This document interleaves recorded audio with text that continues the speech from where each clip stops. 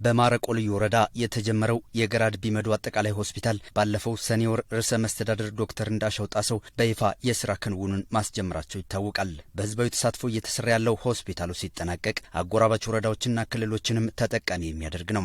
ታዲያ በልዩ ወረዳው ቆሼ ከተማ ሁለተኛው ዙር ህዝባዊ የሀብት ማሰባሰብ ስራ ተከናውኗል። በመጀመሪያው ዙር የሀብት ማሰባሰብ ስራ 310 ሚሊዮን ብር መሰብሰቡን የጠቀሱት የገራድ ቢመዱ አጠቃላይ ሆስፒታል ፕሮጀክት ጽህፈት ቤት ማኔጂንግ ዳይሬክተር ዶክተር በረከት ጡሚሶ የሁለተኛው ዙር የህዝብ ተሳትፎም አስደናቂ ነው ብለዋል። አሁን ሁለተኛ ዙር በየቀበሌ ያለው አርሶ አደር የመንግስት ሰራተኛ እንደገና ሁለተኛ ዙር የወራዊ ደሞዝ ተቆራጭ በማድረግ ነጋዴ ማህበረሰብ እንደዚሁም ደግሞ የተለያዩ ባለድርሻ አካላት ለዚህ ሆስፒታል ሁለተኛ ዙር እንደምታዩት ከፍተኛ የሆነ ድጋፍና ርብርብ እያደረጉ ይገኛሉ ማለት። የግንባታ ሂደቱ 5 ወር ብቻ የቆየ ቢሆንም በጥሩ የአፈጻጸም ሂደት ላይ እንደሚገኝም አመላክቷል።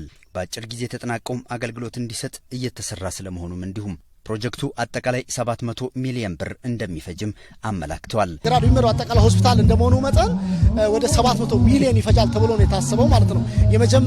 የመጀመሪያው ፌዝ 142 ሚሊዮን አሸንፎ ነው ተጫራቹ ጭረት ግንባታውን እያካሄደ ያለው። ስለዚህ ይሄ የመጀመሪያው ፌዝ በሚቀጥለው ሰኔ ላይ ተጠናቆ ለ2020 ያው ስራ እንደሚጀምር ዝግጁ ይሆናል ተብሎ ነው የሚታሰበው። ማህበረሰቡ ያለው የልማት ፍላጎትና ተነሳሽነት የሚደነቅ ነው ያሉት የማረቆ ልዩ ወረዳ የመንግስት ዋና ተጠሪ አቶ እንዳሻው ግዛው ሆስፒታሉ ሲጠናቀቅ ለአጎራባች ነዋሪዎችም ግልጋሎትን ይሰጣል ብለዋል። ህዝባዊ ንቅናቄው ባለፈው ሳምንት በይፋ መጀመሩን የጠቀሱት የማረቆ ልዩ ወረዳ ዋና አስተዳዳሪ አቶ ጀማል አማሮ ዛሬ በነበረው ንቅናቄ በአይነትና በጥሬ ገንዘብ በርካታ ሀብት መሰብሰቡንም አንስተዋል።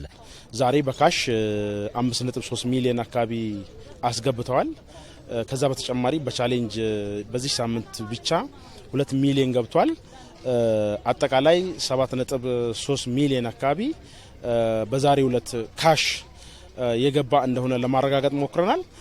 387 የተለያዩ አይነት እንስሳቶችን ገቢ አድርገዋል። የተለያዩ ቀበሌዎች የህዝቡን ተሳትፎ ስናይ ህዝብ አቅም በፈቀደ ከሊቅ እስከ ደቂቅ ያለውን ከትንሽ እስከ ትልቅ ያለው ይህን ነገር እንደሚያደርግ በደንብ ለማየት ሞክረናል። በቀጣይ ትልልቅ ሀብት የሚያንቀሳቅሱ ባለሀብቶችን በማካተት የሀብት ማሰባሰብ ስራው ይሰራል ሲሉም አክለዋል። በአንድ ሳምንት ብቻ ከ20 ሚሊዮን ብር በላይ ሀብት መሰብሰብ መቻሉንም እንዲሁም ይህ ግዙፍ ፕሮጀክት ህዝባዊ አንድነት የታየበት ስለመሆኑም አስተዳዳሪው አመላክተዋል።